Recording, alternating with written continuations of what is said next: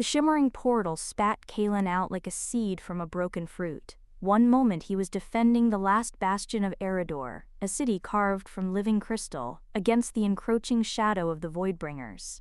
The next, he was choking on the metallic tang of blood and burnt earth.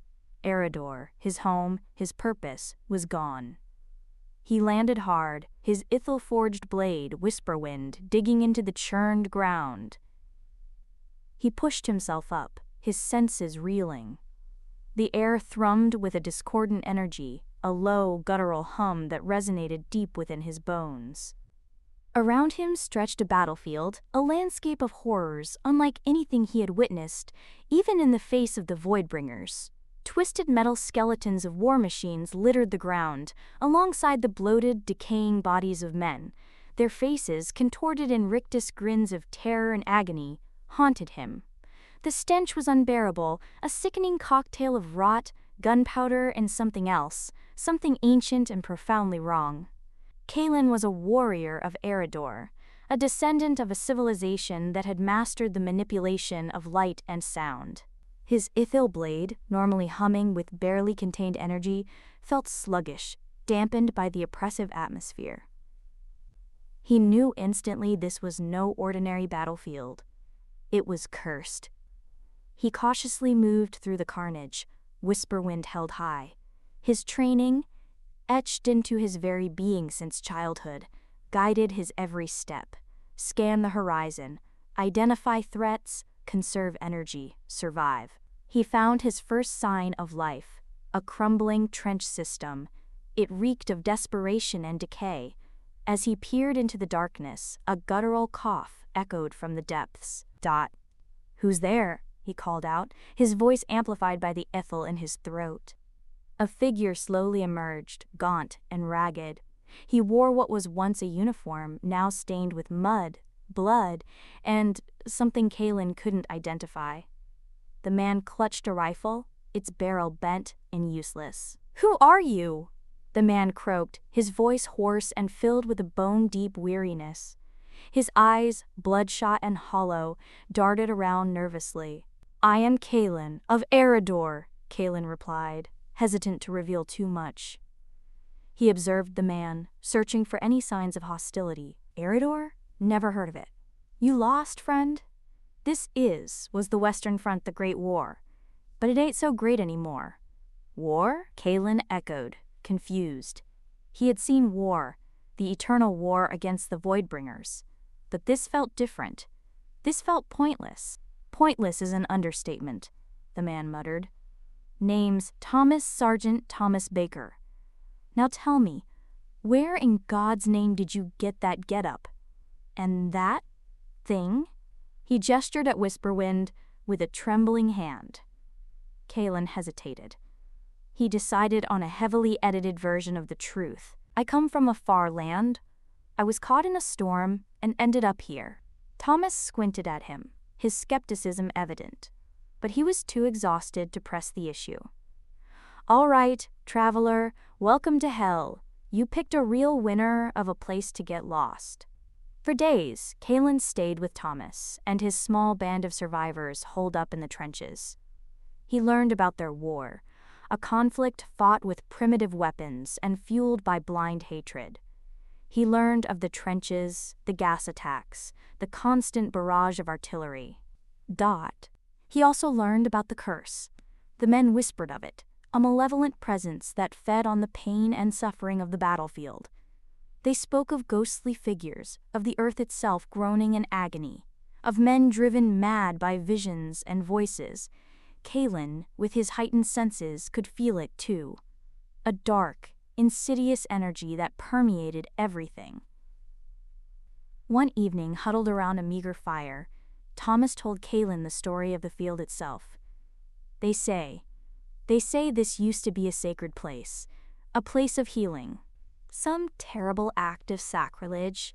It cursed the land, turning it into this nightmare. Kalen felt a tremor of recognition. The energy of the curse resonated with something he knew, something ancient and terrifying. He had encountered similar corruptions in his fight against the Voidbringers. He knew how to cleanse them, but the cost was always high. He shared what little he knew with Thomas, carefully avoiding any mention of Eridor or his abilities. He spoke of ancient rituals, of channeling positive energy, of finding the source of the corruption and destroying it. You think you can stop it, the curse? I can try, Kalen replied, his voice grim, but it will be dangerous, and I will need your help. Their plan was audacious, bordering on suicidal. They would venture into the heart of the battlefield, to the place where the curse was strongest, a ruined chapel that stood atop a small hill. They would need to find the source of the corruption and perform a ritual to cleanse it. As they prepared for their journey, Kalen felt the weight of his decision. But Eridor was gone. Now he had the chance to save these people, these soldiers trapped in their endless cycle of suffering.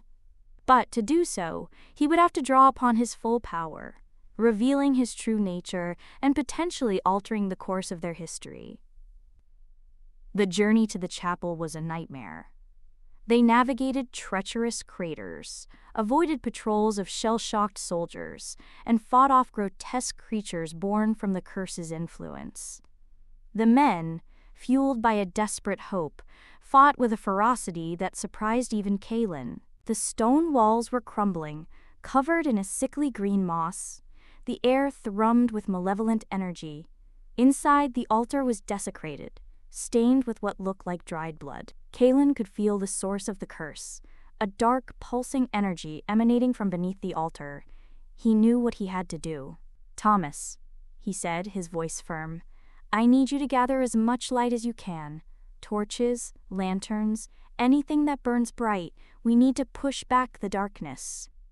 As Thomas and the others scrambled to find light sources, Kalen prepared himself. He visualized the crystal city of Eridor, the light that flowed through its streets, the harmony that permeated its very existence. He channeled that light, that energy, into Whisperwind. The Itho blade began to glow, pulsating with a brilliant white light. The darkness around them seemed to recede, cowering before its radiance. Now! Kalen shouted. Light them! The men lit the torches and lanterns, filling the chapel with a flickering, unsteady light. It was barely enough, but it gave Kalen the opening he needed. A shockwave of energy erupted, throwing the men to the ground. The chapel shook violently.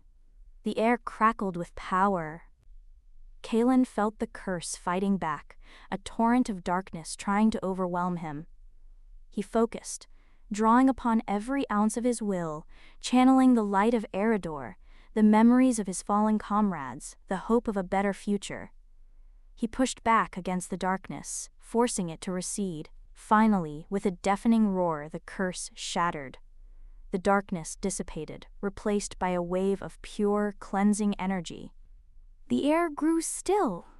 Kalen collapsed, exhausted, his body drained of energy. He looked up and saw Thomas and the others staring at him in awe. They had witnessed his power, his true nature. There was no hiding it now. What are you? Thomas stammered. Kalen hesitated. He knew his answer would change everything. He looked at the faces of these men, their eyes filled with hope and wonder. He knew he couldn't turn back now. I am Kalen, he said, his voice clear and strong. I am a warrior of Eridor. But I am here now, and I will help you build a better future. The consequences of Kalen's actions were profound. The cleansing of the battlefield lifted the curse, allowing the war to finally end. The soldiers returned home, forever changed by what they had witnessed. Kalen, with his knowledge and abilities, helped to rebuild their world, introducing new technologies and philosophies. He became a legend, a figure of hope and inspiration. But his actions also had unforeseen consequences. The introduction of Eridorian technology accelerated the pace of technological advancement, leading to a world far different from the one he had found. The world was on a new path, a path that Kalen had set in motion. Years later, as an old man, Kalen stood on a hill overlooking the new world he had helped to create. He had brought hope and progress, but also division and uncertainty. He wondered if he had done the right thing. Had he saved them? Or had he doomed them? The answer, he knew, would be written in the years to come. He looked up at the sky, a sky that was no longer bruised purple, but a clear, vibrant blue. He smiled, a sad, knowing smile.